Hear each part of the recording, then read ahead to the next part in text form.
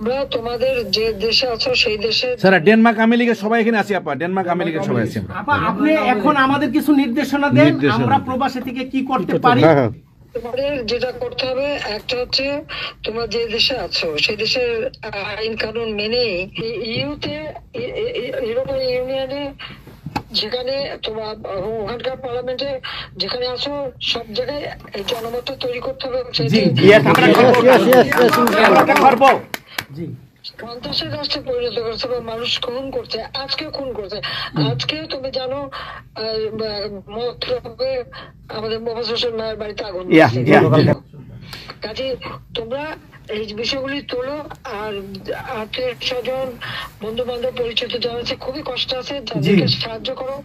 মামলা দিয়ে দিয়ে আমাদের নেতা কর্মীদের চরম হয়রানি করে যাচ্ছে, তাদেরকে সহযোগিতা করা, এই যে আইনজীবী ঠিক করা এবং আন্তর্জাতিক ভাবে কিভাবে মানে এদেরকে সব জনমত সৃষ্টি করা এবং সরকার যে অপকর্মগুলি করছে সেগুলি তুলে ধরা, এই কাজগুলি তোমাদের জঙ্গিদের সাথে হাত মিলিয়ে এই নিউজ যাকে সবচেয়ে বেশি সুবিধা আমি দিচ্ছি। গ্রামীণ ব্যাংকে 400 কোটি টাকা আমি দিয়েছিলাম যখন 96 সালে সরকারে ছিলাম, ব্যাংকটা বসে যাচ্ছিল। আমাদের অপরাধটা কি ছিল? কারণ ইউনুসের কথায় তারা এই হত্যাকাণ্ড চালিয়েছে এবং সেটা তারা বলছে।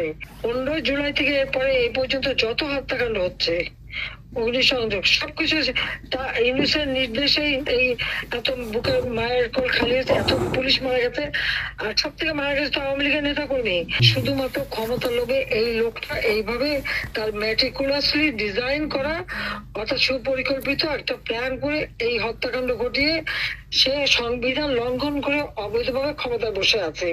এখন উনি নাকি আমাদের বিচার করবেন। সে নিজেই খুনি, ইউনুস নিজে খুনি, তার সমন্বয়করা খুনি। শেয়ার মার্কেটের টাকা উধাও, ব্যাংকে টাকা নাই, ব্যাংকের টাকা উধাও, গেল কোথায়? ইউনুস তার কোনো সাংবিধানিক ভিত্তি নাই, সে অসাংবিধানিক ভাবে অবৈধভাবে ক্ষমতা দখল করছে। ইনশাল্লাহ তার বিচার ওই সংবিধান মোতাবেকই হবে এবং তার ওই চালা চামুন্ডার যে করার সাথে আছে আর উপদেষ্টা এবং সমন্বয়কারী সবকটার বিচার বাংলা মাটিতে হবে।